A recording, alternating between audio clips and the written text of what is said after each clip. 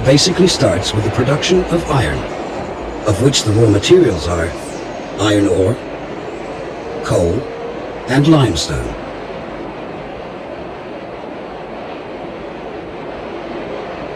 The iron ore is stored according to origin.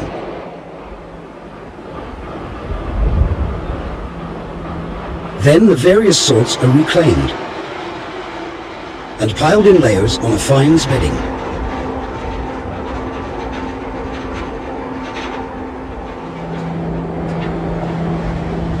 Before being transported to the next step in the process, the layers are mixed in the rotating drum of a reclaimer to make an optimal blend.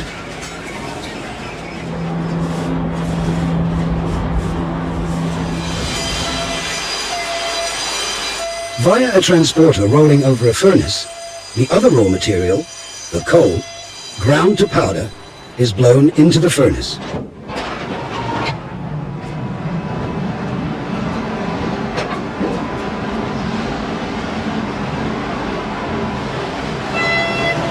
At 1100 degrees centigrade, the coal is now converted into metallurgical coke, consisting of pure carbon with minor pollutions.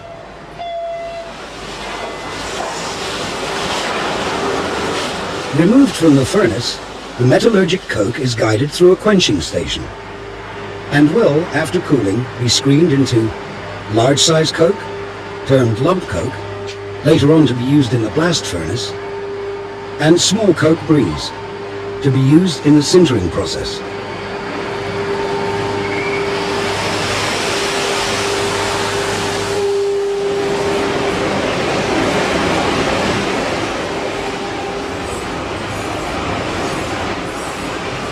Iron ore, coke breeze, and also limestone are now carefully dispensed and blended.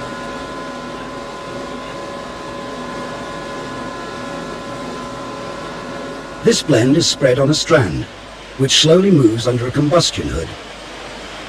The sintering process. The combustion zone moves downwards through the blend. The high temperature sinters the ground iron ore into a porous mass. As soon as the blend is completely burnt through, it is cooled, crushed, and screened, while the fines are returned to the sintering process. The remaining product is the sinter, the basic component for the next step. The blast furnace operation. Sinter, lump coke, and limestone are, via conveyor belts or skips, transported to the top of the blast furnace.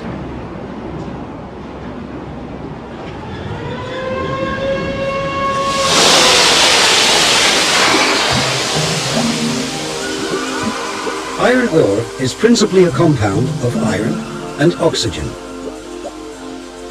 Iron is produced by the extraction of oxygen using coke. This reaction is endothermic.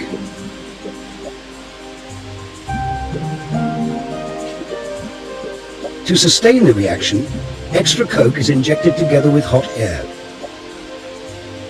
The air is preheated to around 1250 degrees centigrade in hot blast stoves and blown into the furnace through toyers, which are equally distributed around the furnace. Moving downwards, the sinter, coke, and limestone are converted into liquid iron and slag. To save the use of the more expensive metallurgic coke, sometimes pulverized coal or oil is injected. By computers, the process operating parameters are kept under close control.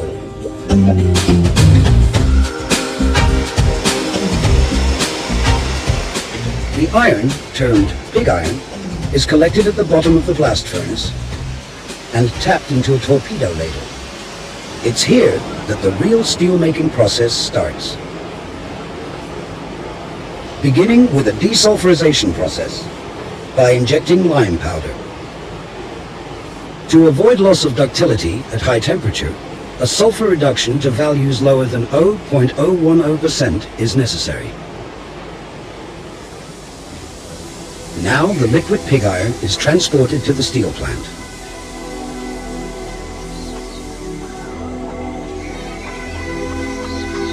Steelmaking can be carried out in several processes.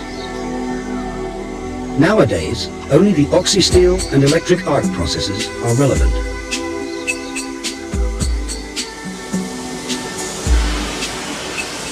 In the oxygen steelmaking process, the liquid pig iron is transferred into another ladle.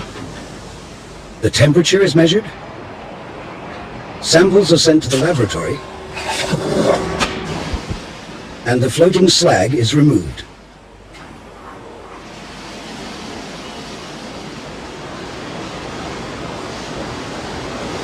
The liquid pig iron is now poured into a converter.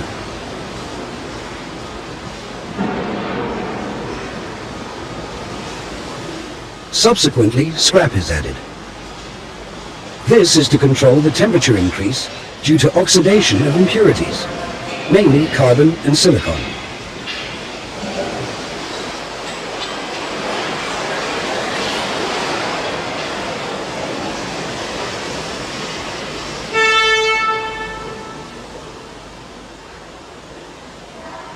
By means of a water-cooled lance, pure oxygen is blown into the bath. The impurities are oxidized to slag, floating on the bath surface. Finally, a bath temperature of 1650 degrees centigrade is obtained. At the end of the oxidation process, samples are taken for chemical analyses.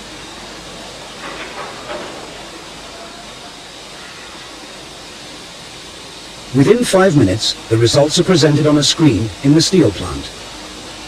From the analyses, also the amounts of alloying elements and reagents for desulfurization and deoxidation are determined. Alloying elements to ensure a steel composition related to the final properties and use of the steel. By using aluminium, the steel is deoxidized. The steel is killed. The aluminium associates with oxygen, improving ductility. These elements will be added during tapping of the steel from the converter into this huge ladle.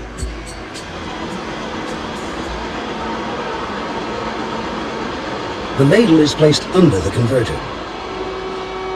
Steel and slag are poured out of the converter separately.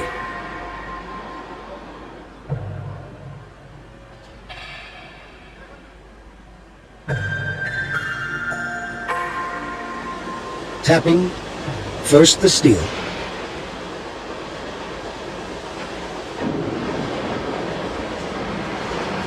after that, the slag.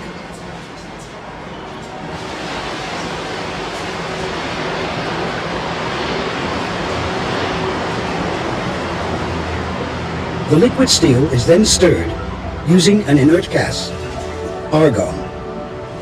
This to ensure composition and temperature to be homogeneous throughout the ladle. In addition, the gas bubbles float out impurities, which are absorbed into the slag.